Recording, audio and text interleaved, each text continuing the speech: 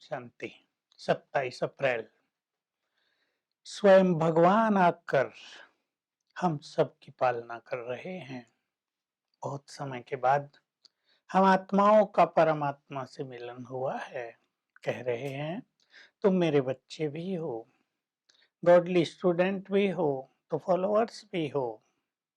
बाबा हम सभी को बहुत महान बनाना चाहते हैं। कह रहे हैं राज्य स्थापित हो रहा है, अलग अलग पद हैं, राजाई लेना बहुत बड़ी बात है। तो तुम सभी बच्चों को अपने को चेक करना, अपना चार्ट रखना, इसको सिंधी में पोता मेल कहते हैं। चार्ट चेक करो, आज हमने सारे दिन में कोई गलती तो नहीं की, कितना योग किया, कोई माया का वार तो नहीं हुआ, हमारी चलन रॉयल हुई या नहीं रही।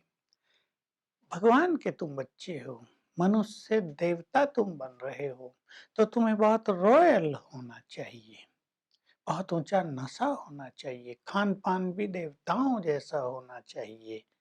तुम मनुष्य से देवता बन रहे हो। बाबा रोज हमें छवि दिखाते हैं, पूरा जैसे साक्षात्कार कराते हैं। सतयुग में तुम ऐसे देवता थे, लक्ष्मी नारायण जैसे बहुत महान थे। वो भी मनुष्य, परंतु दैवी गुण वाले मनुष्य, पवित्र मनुष्य थे, इसलिए उनको देवता कहते हैं। उतरते उतरते आसुरी गुण आ गए तो हो तुम सब भी मनुष्य, लेकिन असुर कहा जाता है, क्योंकि वो सारे दैवी गुण समाप्त हो गए। तो बाबा ने आकर यज्ञ रचा है। इस रुद्र यज्ञ में ये सारी दुनिया स्वाहा होनी है। बाबा आज विनाश के साक्षात्कार की बात बहुत कह रहे हैं। बाबा साक्षात्कार कराते थे, चारों ओर आग ही आग लगी हुई है। कलयुग को आग लग गई है, देख नहीं सकते थे उसको।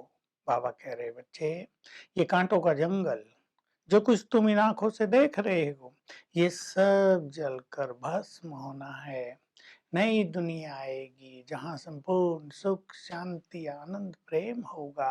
अब तो लड़ाई झगड़ा करते रहते हैं, कोई मंदिर जलाते हैं, कोई मस्जिद जलाते हैं, लड़ते रहते हैं। बाबा कह रहे विनाश की तैयारी सबने खूब कर ली है। एक बार एटम बम बनाने शुरू कर दी है, वो बंद तो नहीं करेंगे। बढ़ते जाते हैं, बनाते जा रहे हैं, धीरे धीरे सबके पास हो जाएंगे। उस समय की बात है। देखो आज तो बाबा ने जो कुछ कहा था उसे हम सब देख रहे हैं। बहुत देशों ने बम्स बना लिए हैं, जीवाणु बम्स बना लिए हैं। तो ये विनाश की पूरी तैयारी हो गई है। बाबा कह रहे इस रुद्र यज्ञ में ये सारी पुरानी दुनिया स्वाहा हो जाएगी। तो तुम सब बच्चों को यज्ञ की बहुत अच्छी संभाल करनी है, ईमानदार होना है। जो बच्चे बाप से ईमानदार हैं, जो यज्ञ के लिए ईमानदार हैं, बाबा उन्हें बहुत प्यार करते हैं, अच्छी अच्छी शिक्षाएं देते हैं, उनकी संभाल भी बहुत करते हैं।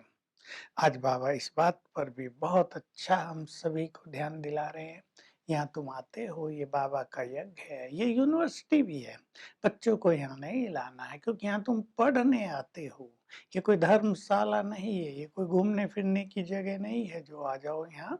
इसकी तुम्हें बहुत वैल्यू होनी चाहिए।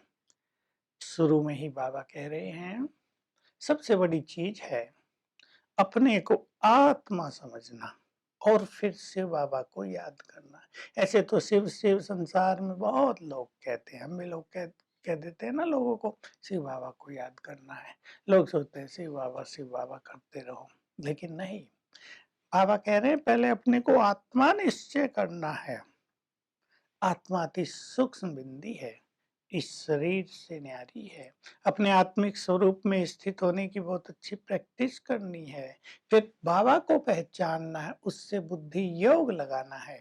राज की बात यह है, जब तुम अशरीरी बनो तब तुम्हारी चलन रॉयल हो, तब तुम इस श्रेष्ठ ज्ञान को अपनी बुद्धि में धारण कर सको, तब तुम्हारी बुद्धि पारस बुद्धि बने। अभी तो सबकी बुद्धि पत्थर बुद्धि बन गई है।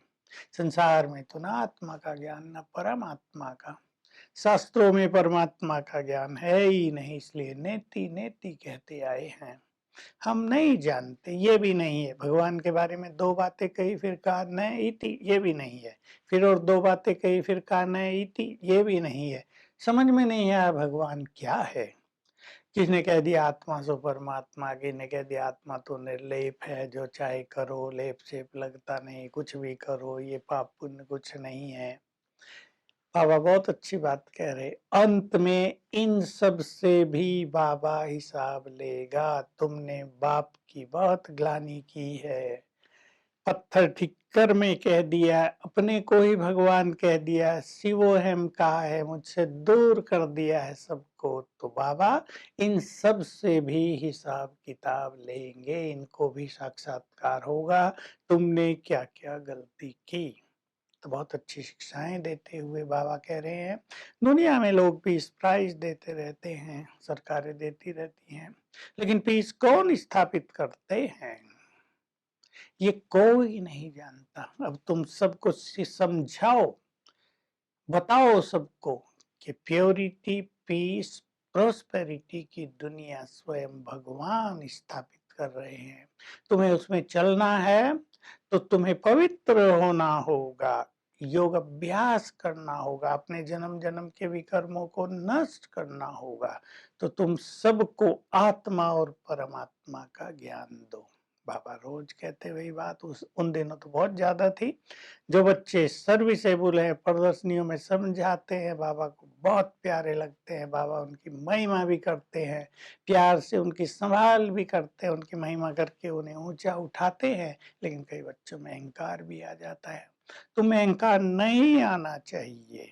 बाबा की आज ये श्रेष्ठ प्रेरणा है, बच्चे अंतर्मुखी होकर अपनी अच्छी तरह से चेकिंग करो और अपने को चेंज करते चलो।